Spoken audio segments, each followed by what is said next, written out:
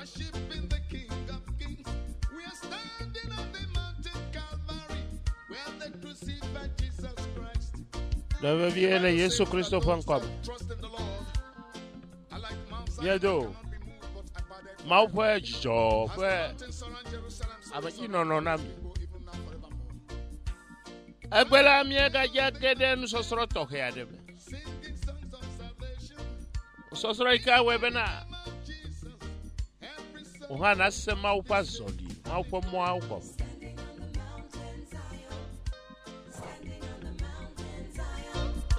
Standing on the mountain Zion, we are here to worship the Lord. Wapi mia jago bela mia tu kweda. on the mountain Zion. Zion mau kale to mia dak pena. We're standing on the mountain. Ava zion la azolier. Eta mia jo l'Egypte ye. Bible says his foundation is in Eto zokweda ta opo. Fore apulame. Zion more than all the dwellings. Apujela madeve. Glorious things are spoken of Imiedo. the city of God. Sina itoji. Standing as a man, Ye zoleng se koko megbe. fighting in the Le name bo koko koko megbe. in the mighty name Ye mie tuta. we must Zokweda da fu. everywhere. Ye kpe fu akeklo ti wa me ti ko wa me do wa me fu kpekpe gede o. Akele nse ya ike ye koko koko ike de tsona mitala. Ye ro Jordan to sisi la to. Kele nse ma me. Ye me re ve to mi afa fo de dem no mi ye da fo me. Ye ayi godo. Abe da fo nu ma problem ma me. Zo. Zo reji. Ovono toy. It was single. Abagbela. Igaja ye. Leko wa hafi ya tamba. Leko wa hafi ya ha atado bagbeme. Vio dibe yoanya. Yoanya be yowadi. Aba akpena o. Enu ikam ya sorogbe. Afu to no na vunku na o. Be wa zozolia. Adengbe do ni balaji. Yesu Kristo fankom. Amen. Yo no me viera cosa mele ba biam sabe nu kanto ko nya ya. Nya ya nye Zion. Zion la vision ye ya sromye le so ya do ya bayi. My hair cometh from the Lord. He Ayo labana will never ya no gi ano srom he that keepeth me with the labana. To da si o. standing as a mighty Abana mouse bo subola to da si azolie. Afika na do na fifia.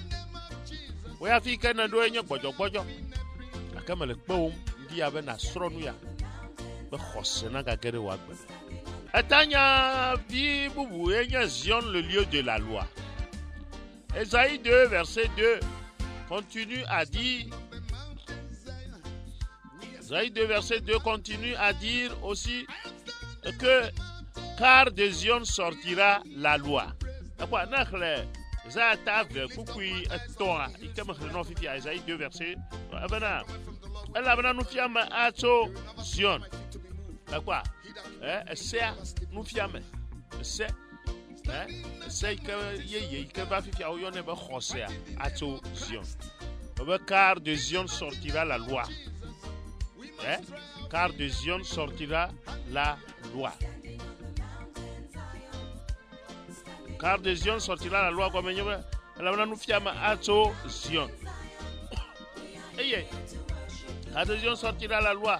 L'Éternel m'a parlé lorsque j'ai parcouru les nations sur comment il va honorer sa loi dans les derniers jours. Maoube ya honoré pese. Maoube ya do pese deji. Ya fakona pese. Maoube pese nyeka. Maoube pese nye khose. Comme je dis à maman, ça c'est où na Mose bo atovanami. Akemye wo kataji dokbo. Eye ko do vient todo da. Ça c'est de cadeau de. Ça c'est de cadeau d'ami. C'est un khose. Ça c'est il y a khose. Quand Jésus dit c'est important. C'est pourquoi Dieu a décidé qu'il va honorer sa loi, la foi, dans les derniers jours. Les nations ont passé des lois après des lois dans les dernières années pour changer les éthiques de la loi, loin des 10 commandements. Les Nations Unies qui comme du coup, le Sodom to Gasiagam, c'est allo, ese ya lo bo nyama wo de se wo ikenye nyuito keke aketo ha gake ikeme dukɔ satana kple eƒe amekplɔlawo gaɖe se bubuwo to yenye be nyɔnu aɖe nyɔnu eye ŋutsu aɖe ŋutsu eye nu sia nu yike medze moral nya aɖeke o la ŋutsuwo megale nyɔnuwo dim fifia o nyɔnuwo megale ŋutsuwo dim fifia o eye to vovo ne Mawu ƒe sewoawoa ikeme dukɔwo ɖe se bubuwo to yata Mawu bena ne le alea maɖe se bubu ato yata. Mais Dieu va exalter sa loi parmi les nations et dans son église dans ces derniers jours. Dieu va exalter sa loi. Sa loi, comme il dit, c'est de Caïn, le mal aussi. Ce côté c'est annulé. Il y a ta yike Yesuva. Encore même où c'est à nous. Encore même il y a c'est de capé que quand on vit à Christ ton azor dit quoi? Aïdiko. C'est un José. José. Na José là. Se wakata bere khosel na khosela awo nu ike jwangi na Mawu e ya baba mega wa mega kotata mega hasio mega fifio mega gronya bo ko mo bibo e ma kata na khosela anya bo mo ne na no binti na khosela anya ma nu ike ma jwangi na yo mo hebe ya we de no binti. Mais Dieu va exalter sa loi parmi les nations et dans son église dans ces derniers jours. La loi, la foi. La foi. Navi José. José kan yenye nu ike kpoto. Wala ike Mawu le didim kokoko be mi akwa gbera. Wala ike Mawu nya be se mi metele gi wo mota o sos anu bubu ba. Ike pota ne se vot se fa u se nye José da. Navi José ko. O José a. Dans 2 Rois 10 verset 30. Nous avons trouvé que Jéhu avait accompli le ministère pour lequel il a été oint. Mais dans le verset 31, nous lisons « Toutefois, Jéhu ne prit point garde à marcher de tout son cœur dans la loi de l'Éternel. » Après Jéhu a nyamare que mautiaye ou donna mausubo kakemel coup de se. Toutefois, Jéhu ne prit point garde à marcher de tout son cœur dans la loi. Dans la loi. La loi, comme même c'est le article défini là. La loi. Article défini la loi. Elle est définie. Mais elle est indéfinie. Une loi. Non. La loi. Elle est définie. Mais on peut se. Il y a un conseil. Yehu asema upe gba kplodoa kake khoseme lesi obinya le chochi yimfifia kake khoseme lasi elezion toaji kake khoseme lasi akho Yesu kake khoseme lasi o ma mate onan kana o labana wo khoseya de o khoseya do de ya tama wo matono wo pastor wo diacre wo prophète wo docteur wo apôtre nyanya nu kayom nel na dokio kake nu ke ma o tsona ola. Vous pouvez être un par Dieu. Vous pouvez accomplir un ministère. Ministre, ministre,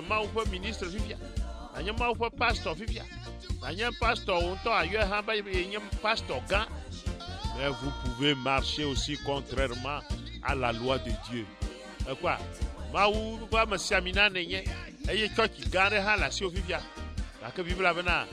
pouvez être un par Dieu. Vous pouvez accomplir un ministère. Mais vous pouvez marcher aussi contrairement à la loi de Dieu. La loi de Dieu, c'est quoi? La loi de Dieu, c'est la foi. La loi de Dieu, c'est la foi.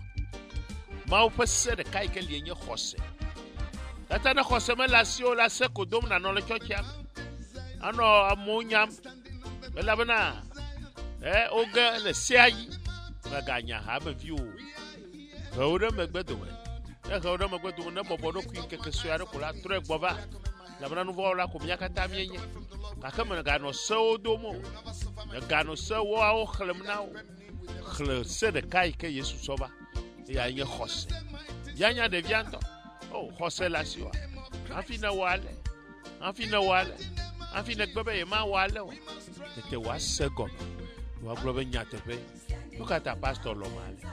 Enya pastor elo. Yesu elo. Ma welo. Ale gbogbo so via kogo de ka safo. Ça me que khoyis. Khoyis. Khoyis. Mala chochrock. Quoi Vous pouvez être un par Dieu. Vous pouvez accomplir un ministère. Mais vous pouvez marcher aussi contrairement à la loi de Dieu.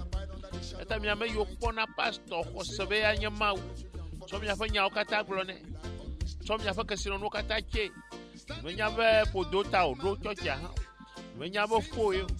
Menyabe so gbogbo wude chocha gomo. So podo gbogbo de chocha gomo.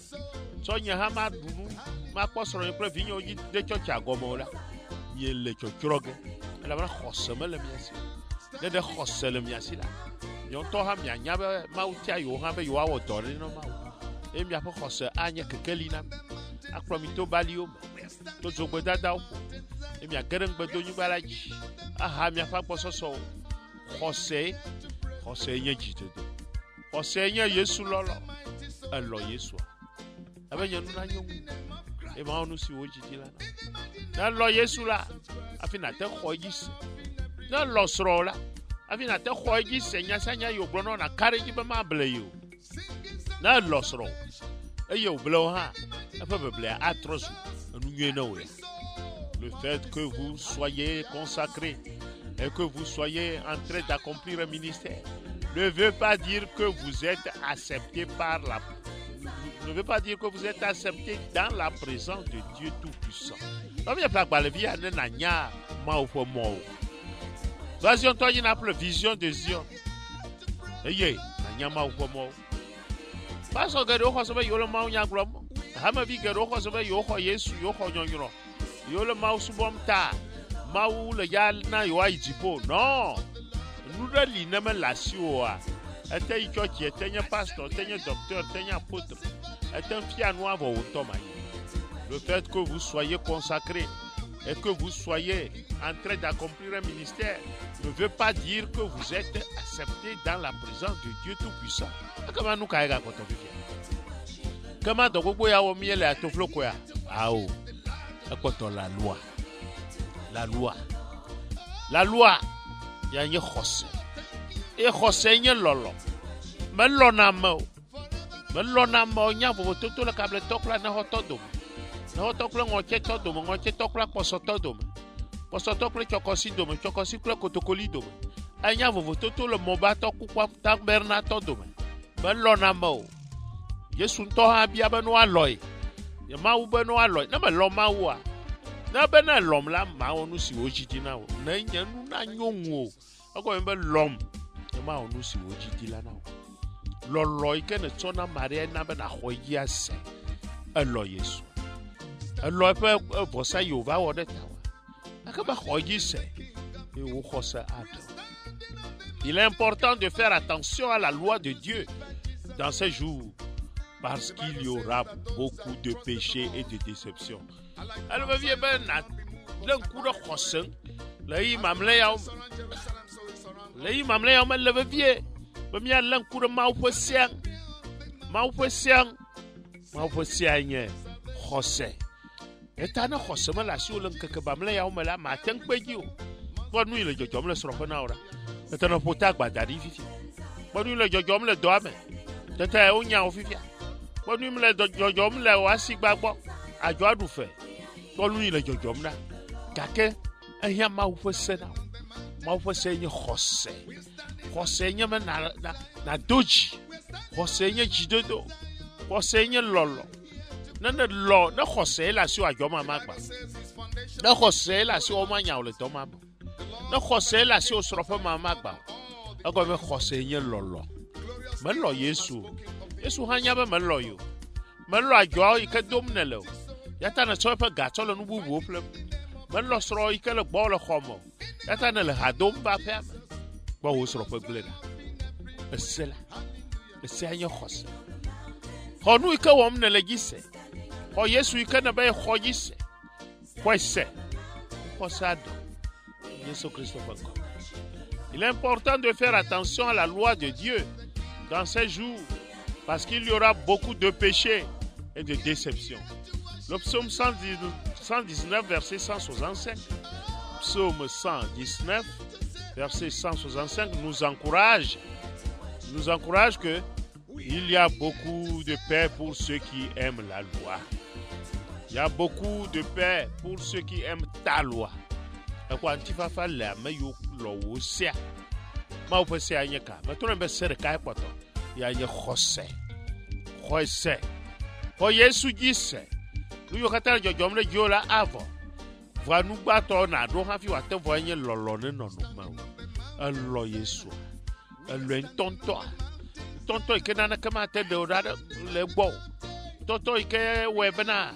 Na nyabe nu ike le jojom fi aye ko ya te khona ya. Akama il y a beaucoup de paix pour ceux qui aiment ta loi. Ma ou peut se Yesu. Ma ou peut na ko Yesu ji se kula wo se akataji. Là-bas, Yesu le capé tête de et il ne leur arrive aucun malheur. Psaume 119, verset 165. Il y a beaucoup de paix pour ceux qui aiment ta loi. Il y a beaucoup de paix pour ceux qui aiment ta loi. Et quoi? Il ne leur arrive aucun malheur. Il y a beaucoup de paix pour ceux qui aiment ta loi. Et il ne leur arrive aucun malheur. Quoi?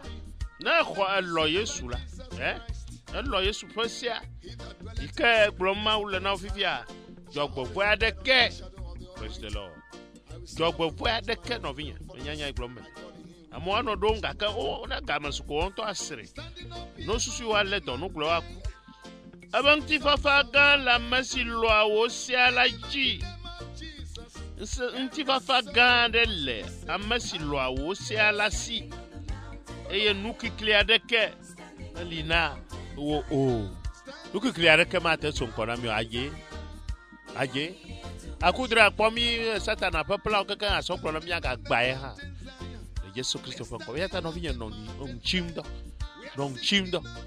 afifi ya ya do sous-titre mamleme ikenye Zion le lieu de réveil.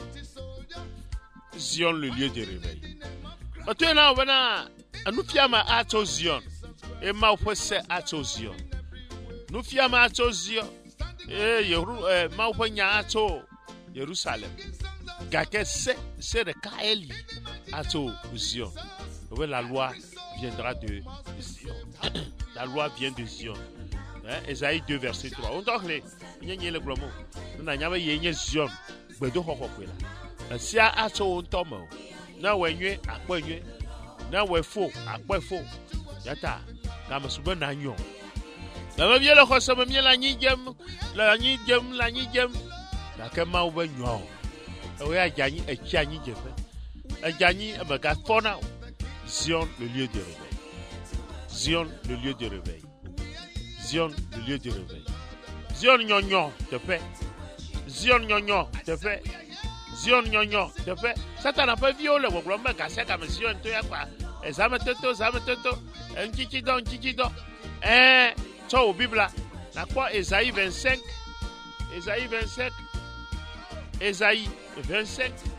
verset 7 Zion le lieu de réveil.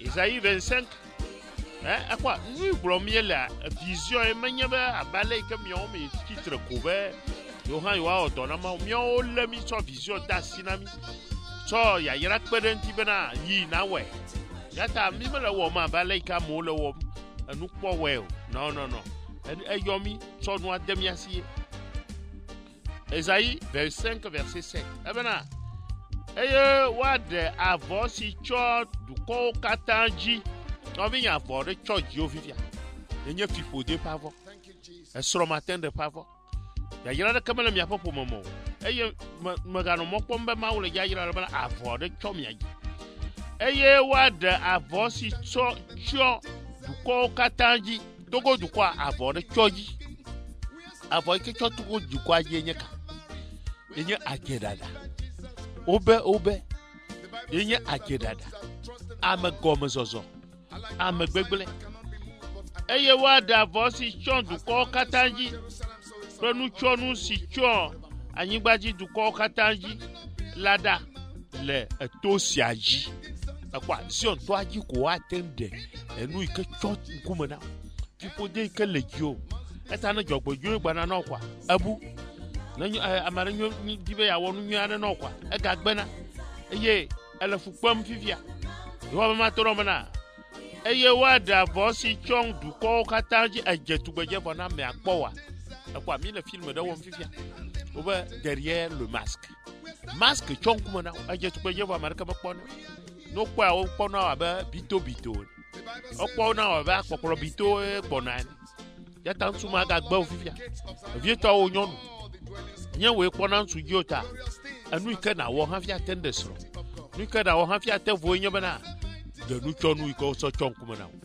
aba eye wa da vosi chon du ko katanji e kwa togo avore choji avore chomi aji no le nu nye wo ha mi me dona gesio e vo akpo mi helena na me nu nye iko wo no kwata ya me le vevio eye nu ka we ya ne chodo tepene nu ka ne choda pe na fia ma vo ike wo do so fi bodie ma ene le chochi ho me fia ko grombe ha ho yesu nu ka ne chodo tepena nyonu ma ike kro so ko pe ameba ko ne chodo tepena nsu ma ike ho de do akpe ka ne dana nyonu ma ho ike to kro no oku eye ele tu ele gbelem eye fifia fifode le dio eye iwal ko grom no be to aji ko atenda fo ma jona eye wa da vosi cho du ko katanji kple nu cho nu si cho anyigbaji du ko katanji lada le to si aji le Zion to si aji na kletanya be mau ado jijo klo na du ko le Zion. Psaume 25 verset 7 en fait sous-titre aberi mau ado jijo klo na du ko le Zion ta no mi yanu ikere jojom le jo o so ga no edojo sro wo de sia de pede mu so jo kina ado do fe na nu kana do tafifi anye je hadodo nu kana do tafifi anye gbe chochia eye ne le sro an to poma ba lo eni la bana yi ya me gbolo gbogbo ga gana ne do fo do me sro fo eye mo nyabena avo so cho yi avo yi boma vodu yi vo yi boma ogboni vo yi boma bien so boy vo yi boma yo le blom le cérémonie o eye o le de mfia bena o chonu kumena o bo le yike na kporo ku ozabena bo dro vo yi kene na gakura o chonu gio famia Israel no mi yi kama ga Israel ko fi nyema ka ku dro vo ya de kpo na ma le do mu yento ale do na gbele ko ku yi wada vo si chodu ko kataji nu chonu si cho anyigbaji du ko kataji lada le to si aji le Zion to laji Psaume Esaïe 25 verset 7 orola de fifode malegio no bi va anyanya o manya anya gbo so ma wo fanya o sese ga ka hwede no réveil Zion le lieu de réveil orola de fifode malegio esro ma de ma mi o mi afofo ma America ma de nasro wea de suku a ho diploma fifia egale buyi fifia gake leble do ha mekpo yo ba ma to no bana so avo ibo chona o bloqué o ti karali mena so sare logo tianti va Zion le lieu de réveil Zion le lieu de réveil. Alors Glamba Esaïe 25 verset 7 nous dit et sur cette montagne il anéantit le voile qui voile tous les peuples, la couverture qui couvre toutes les nations. Et tant que l'on a mis à voir que Togo du quoi dire Zion, toi qui quoi attendre Yola. Zion Tova, Bedodora, Zion Viopa, Bedodora. On souma l'Assemblée de Dieu le Pentecôte, le 7e jour adventiste, le baptiste, le sabbat, Zion vienne. Zion du Kokwe, Jérusalem, Sikadou la pa vienne. Eye toi yi ko attendre Togo pe fipodema ikenya lakwadada ikenya menya kokro ikenya mangomezozo ikenya jedada ikenya nukole fofo ikenya mantigbegbele avo aso Togoville aso mi atogbe yo don kone duya gbo aso apume aso mamisi ogbo so aneho so gbogbovo wa mrima gbogbo ogboni gbogbo ogbo aso fipode tros bospo yo ka trobe yo le church won faux prophète faux pasteur faux docteur Ato, tipo de quoi. Tikawade, Zion Toagi. Et sur cette montagne, il anéantit le voile qui voile tous les peuples, la couverture qui couvre toutes les nations. Nous avons assez appris les dernières années sur les anges déchus qui règnent sur les nations, les grandes villes et les villes. Anges déchus. Anges déchus, oh la kek pamre togo jififi aenye. Adze gbogbo wo yo no be yam gbogbo. Vodou tro gbogbo. Vodou gbogbo yo na be na age gbogbo, onya nyigbaji gbogbo. Eye ange déchu revient to enye. Eye ke vodi va beretia mo yo ne be mami gbogbo. Eye wa me to ya. We be na réveil yim nano, Zion le lieu de réveil. Emi dazo are yi le yam la. Yam to yo nya ze gbogbo odina ba nyigba. Nami dazo are yi la nyigba. Tro gbogbo vodou gbogbo. Cette gbogbo okata wa mevia osina inara fume jito akra nyigba to. Eye o ba benare yo to be yo le bebem re fafa me. Temi trona apo akata zu Yesu fovu.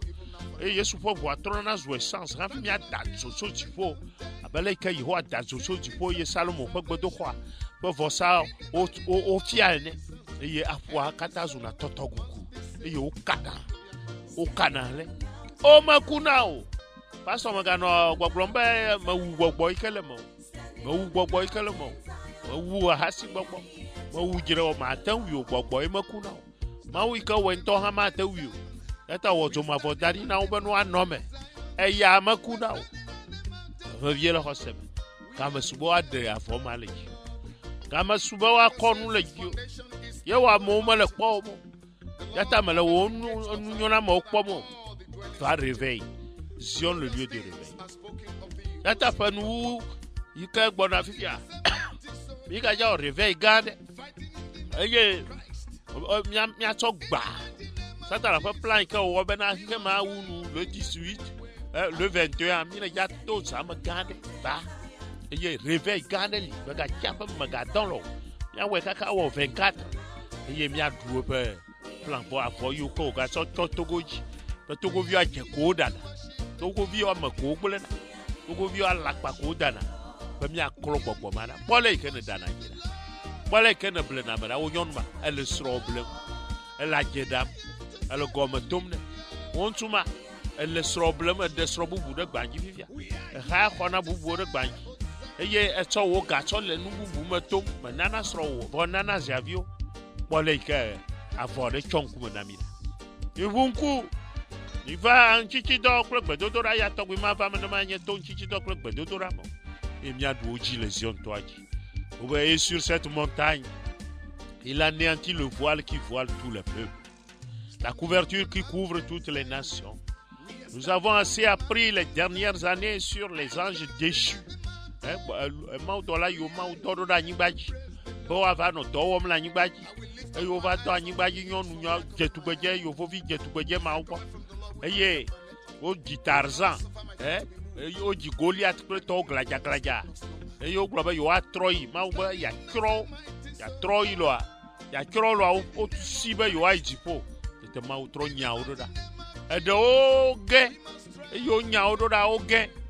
Eye do globe a o, nyo mi ma ga troi anyigba o. Eye o chia yama, o yo na ba te gbogbo. Eye o ke nyonu a o fa nya le vivi na o diva anyigba. Eye wo va so tro vodou gbogbo e yo lasi nyonu kenke nyonu chiama ma to apa no gbele dia no asinu re mo ana fo gba lozo e ya o yo na o be tro ple vodou gbogbo ple secte gbogbo eye ahovia nto a be wa vo ano e pa hasia wo ma ye mami gbogbo e yire to agom e zasia za do na vana avano fudem na mia pe srofo avano fudem na mia pe lolo yata o lebena Zion le lieu de réveil. Mamia le jojom le jofi via famia au réveil. Mamia au réveil la bana ya plomido. Réveil quoi attendre fond pour lui majo le mianji. À cause de l'évangile n'a pas la pleine liberté dans ce secteur. Nous attendons à tête soma unya ya na hofifi wa jeju. À tête soma unya nyam tuku wa jeju. Na nyaba hypocrisie to. Ma tête soma unya le togo fifi wa jeju. Ego memena o to mami gbogbo ange déchu fo gbogbo ya chomia ajedada ahasi wɔwɔ alakpadada esɔe na wo pɛ tete wole yayra nya gblɔm tso nu me eye woƒe dzime yɔ kple fiƒode ɖeɖe sɔŋ. Qui trompe qui? Zion, le lieu de réveil. À cause de l'évangile n'a pas la pleine liberté dans ces secteurs. Il n'y a pas d'ouma. Maounyamate yo. Na so gbogbo me. Holy Ghost maunyaya. Church ya maswa mama ato parce que ocho enu nkume na me. Me kwa me gane kama jole miate wa. Ayo jole miate ha secte modo. La ke pole ke secte to ki prison. Pole secte to le fukpem na. Pole secte to kura. Wala yo viole kukum de kada kaklo na de coupe ato boa coupe ewo boa ku e yo avoka kemna wala ke open nyona monzuti de descendre. Mais là où ces puissances des ténèbres sont liées, où le voile est détruit, alors l'onction et la puissance de Dieu descendent. Non viena katutu va réveiller na kokatutu agomba wenye gbedo kwa arola no réveiller wo mgasiagam akama onction ava et la puissance de Dieu descendra. C'est de la même manière, comme nous montons au mont Zion, nous aurons le pouvoir de détruire les voiles sur les nations de ce monde. Avianalia Zion toagia, mawa anangseo, benagba, avoy boyo sochona, ikeme tukokata. Eye, ebera, de Zion ta, nyama zirudu. Eye de Jérusalem ta, nyama bodebo. Nous aurons le pouvoir auprès de Dieu pour briser les princes dominants sur les villes dans lesquelles nous vivons et de libérer une effusion de l'Esprit de Dieu sur cette ville. To zam toto kple titi do ike Zion to do na gasia game miagba avɔ kple fifode yiwo tsɔ tsɔ dukɔwo dzi yiwo tsɔ tɔ ville gãgãwo dzi. C'est la clé du réveil. Nous matami no réveil wɔ me ma be miagba fifode yiwo tsɔ tsɔ dzi o tsɔ tsɔ togo doa dzi. Socho mi afa tupo me aji. Il faut dire yo to kple no plame vai. No kple to subo vodu. To kple no no secte. Eye fi faut dire le mi aji so ma vome ma vome. Ma te vono la fiare ke no ma nya Zion to aji. Esa me le pon fi fia be na va Zion to aji. Ma to inu vea adza vo iko socho togoji. Ya ta togo vi wa te daje. Ano jedam nene ma. Ano megbelem nene ma. Ya ta togo vi wa te daje. Togo vi wa te no gbedomda. Yo po président na ku. Yo no vi na ku. Kofi pe srope na gle. Ama vi pe ajo na ta. Masalu pe agbenevo. Voilà ito miaji. Miaje le yinouve. Et na ne ke ma limiate wo. C'est la clé du réveil, la déchirure et la destruction du voile sur une ville ou un pays. Quand ce pays disparaît, quand ce voile disparaît, l'Esprit de Dieu coule à flot et convainc le peuple et le réveil coule partout. Et quoi? To Zion to pe réveil wo gasia game pe wi veille a mi créer centre Zion to ya. To mi ape zame to ma to kata je zame to wo. To jo ne saga ka wo de kala le tire kat. Eye do mo na kura to ki de sare ke mo na zame to la voile choji, pipo de choji. Vodu so avo yibo choji. Azeto secte to so avo ge choji. Enya bo akwa vo ma na nkuma na. Be mi akponu. Ya kponya te pe kla jedada to vovo. Eye ma te va me. De manye Zion le lieu de réveil. Par le réveil que on miel les Zion to gasia game. Eye l'Esprit de Dieu va couler à flot et va convaincre le peuple et le réveil coulera partout. Il y avait un réveil national en Suède. Il y avait un réveil national en Suède où ils avaient eu cette sorte de percée au début du siècle. Des gens parcouraient littéralement des dizaines de miles à pied pour la neige, dans la neige parce qu'ils ont été convaincus chez eux de leur péché.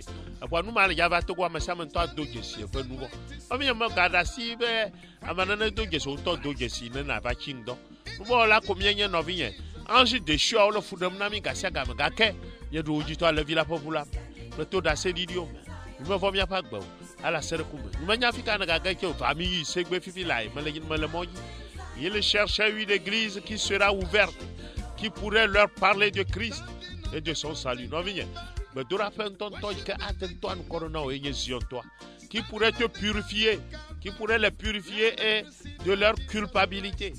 quand Dieu ouvre ses cieux sur une ville ou sur une nation, l'esprit coule dans chaque maison. Quoi, tous toi mawa vous pe ya et wa kode togo papa de serme a jare Ghana papa et ye bene papa wa do fun ple kokokwe et ye vodu bobo a itoko Jésus Christ comme.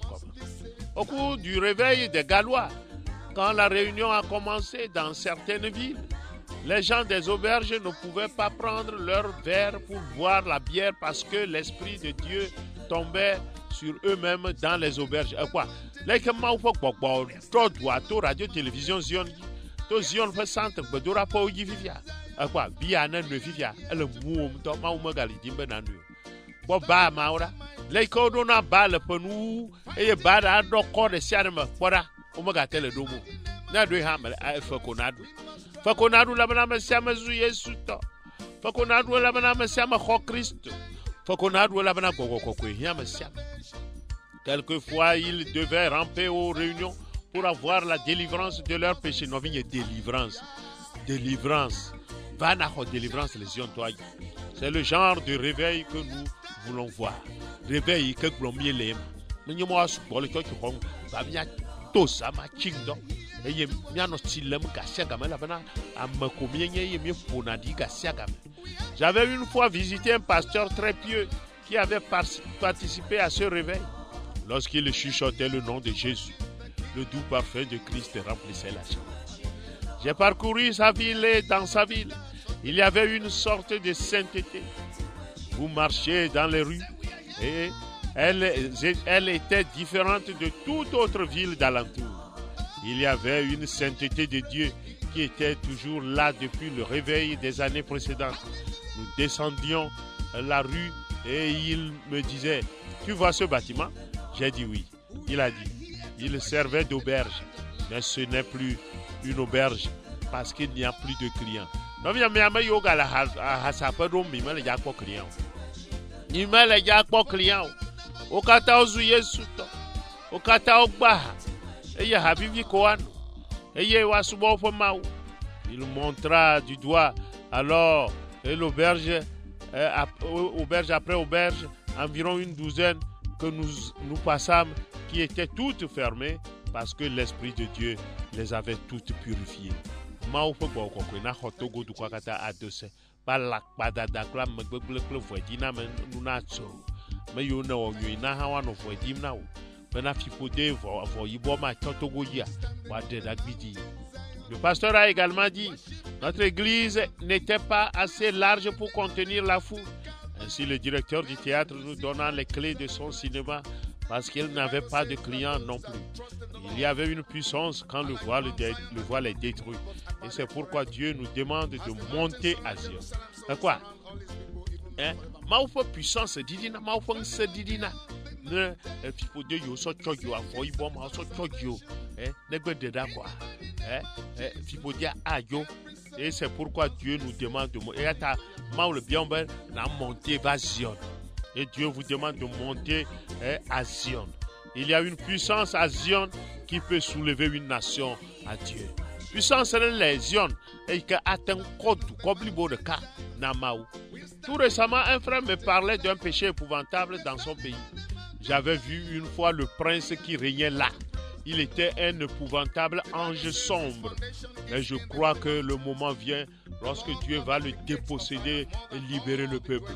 Nous allons faire l'expérience de David lorsqu'il régnait sur Zion. Chaque fois qu'il combattait, il remportait la victoire. Quoi? Zion, puissance,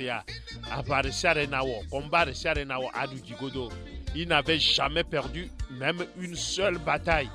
Il a perdre bataille de kako, magano komba ma perdre. Il perdre Havana ou à Mopod. Deutéronome 28 verset 13 nous dit que l'église sera la tête et non la queue. Non bien, bedokwa maufo bedokwa maufo Zion du kokwela anyeta awenye Zion. Oui maufo chochi ho. Menya khoma ma miele mi gaja fofu do gbe fenya glomele. Awe aba dem yenye bana mi yenye bedokho. Mi amenye gbogbo kokwela le ma. Comme l'église entre dans la plénitude de l'héritage, elle sera élevée à la tête. Maou Adoreji, oui, que tu as occupé un Maou Pogbedoho. Et ne sera plus là que Maganya Sikeo, se conformant à tous les désirs de ce monde. Il comme un peu nous dire Bobo, ma Yovode, ma Hovisa, ma Waya, ma Desro, ma Wamau Pololo. Abanya Nuna Yongu, ma Lucy Wojidilana. Et Bema Wenu now. Elle sera la tête donnant la direction au gouvernement et au président et à ceux qui ont l'autorité. Comme Soumio et un conseil. Yo boy président que ministre que assemblée ou conseil. Ma ou femme. Ma ou pas bedo ko le kamiawe. Pasteur le kamiawe. Mi po nu mi glonyadi na mi. E ye mi aglona mi bana. Mi va, ya da voy boy que le miagi. Mi va, jo le secte ou pas. Cela se passe déjà dans certaines nations. Ma quoi ben atoji le Togo han voy comme nous ya fiam fifia. Atoji le Togo bo. Comme le président m'a promis Israël. Bana bien no entia no bodom da Togo fa voy boy ko chochoji. No wonu na ha o manyana. O do mogao o manyao. O to o di dona ovio o manyao. O sro ji vi agbana o manyao. O khoseba yo toy. Ami nana kamanya to. Nana kan to manya to no katanya mauto. Ya ta dogbere o président ta o ministre o soja o ta benan ki fa fa no yin. Bana gbode adudo mahi. Elle a bien Yesu Hamelasio.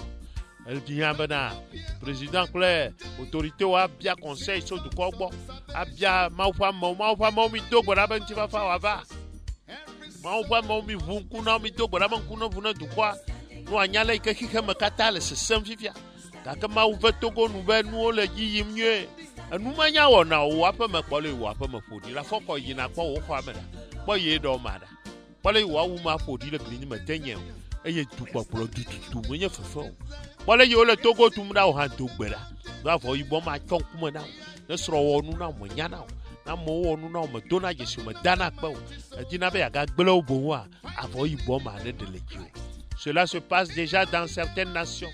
Les autorités politiques vont à l'église pour recevoir des directives de Dieu parce qu'ils ne savent pas quel chemin ils vont prendre. Dans les derniers jours, beaucoup recevront leurs instructions de l'église.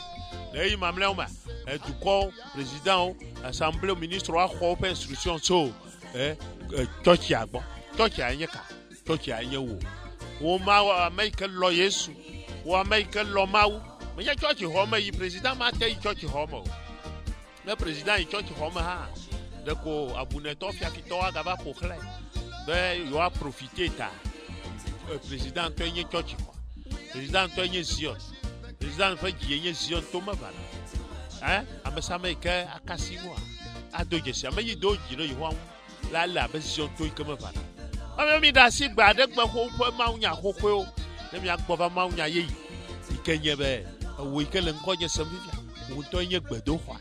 Eye wo ji nye Zion to. Wo to nye Zion du kokwe. Ma ofo du kokwe. Si ma odibe ya no. Eye wo ji nye Zion to ikama Bana. Do jira ma o. La bana nglo bana mais que do jira maula la vision to ikama bana e oli tegbelane ma vive la hossa no minya kristoto mauna yirabi begbela naga yi na ba dogbera na mawu e bana wada vo ibo ara to wo wa de da le jio to zion to aji to wo jime ba ma fia ole ko woni hana we bana na podede jormo kare to ma ga da pena Nagavandi aba mafia nuo. Abe nufia ma ato Zion. Ma tueva nao. Nunyala ose. Abu to o hase gake. Kasi jim na obo ato. Kasi jim na obo ato wodo ye. Opa gbeme na tro. Opa fifodo na bo. Ebe aleke na we na mi le Zion to agila. Na we na okata. Na we na Togo du kwa kata ye Ghana du kwa kata na zusikadu. Papa akwenao. La bana Zion ko ko papa toine. Aba fi mama no. La bana yamedi. Anandu wo pa mata ho. Asiami na ofo no la o. E fi ma nyezo atuna David. Ne ba manami. E Yesu Kristo pon ko. Amen. Every soul must be saved. Hallelujah. Standing on the mountain Zion, standing on the mountain Zion, standing on the mountain Zion, we are here to worship the Lord. Standing on the mountain Zion. We're standing on the mountain Zion.